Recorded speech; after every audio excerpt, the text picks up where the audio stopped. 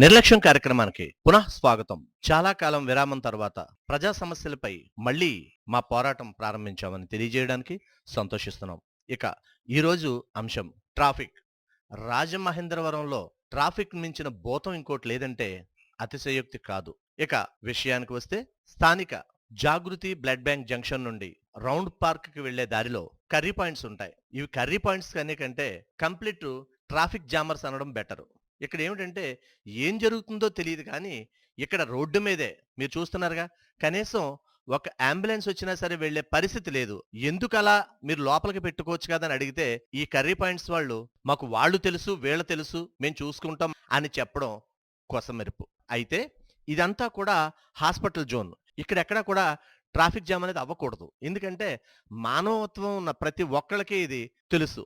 కానీ ఇక్కడ పరిస్థితి మీరు చూసినట్టయితే అసలు ఎందుకు వీళ్ళు ఎలా ప్రవర్తిస్తున్నారు, వీళ్ళ వెనక ఎవరున్నారు, ఎందువల్ల వీళ్ళు ఎలా చేస్తున్నారు అనేది $1,000,000 ప్రశ్నగా మిగిలిపోతుంది.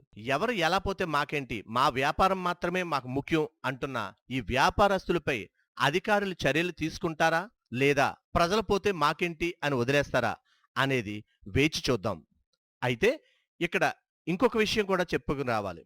ఇదే జంక్షన్లో రోడ్డు సైడ్ వ్యాపారం చేసుకునే వాళ్ళ దగ్గర ఒక షాప్ అంటే ఒక చిన్న మష్రూమ్ కావచ్చు, ఇంకోటి కావచ్చు, వేరేనా రోడ్డు మీద పెట్టి వ్యాపారం చేసుకుంటే $500 ఒక రోజుకి చెల్లించాలట. ఇది అధికారులకో నాయకులకో పూర్తిగా తెలియదు. అది చెప్పడానికి అక్కడున్న వాళ్లే ఆఫ్ రికార్డ్ చెబుతున్నారు తప్ప ఆన్ రికార్డ్ చెప్పడం లేదు. రోడ్డు మీద పెట్టుకొని ఇచ్చినందుకు గాను ఒక రోజుకి $500. సుమారు 6 షాపుల నుండి 6×5 30 $3,000. నెలకి ఒక్కసారి లెక్క పెట్టుకోండి. ఈ వ్యాపారమే బాగుంది కదండి. రోడ్డేమో ప్రభుత్వానికి. ఆ ప్రభుత్వ స్థలంలో వ్యాపారం చేసుకున్నందుకు గాను ఈ దళారులకో లేకపోతే మరొకరికో రోజుకు $500 చొప్పున సుమారు 6 చెల్లిస్తున్నట్టుగా విశ్వసనీయ సమాచారం. అతి త్వరలో ఆ వివరాలు కూడా మీకు అందిస్తాం.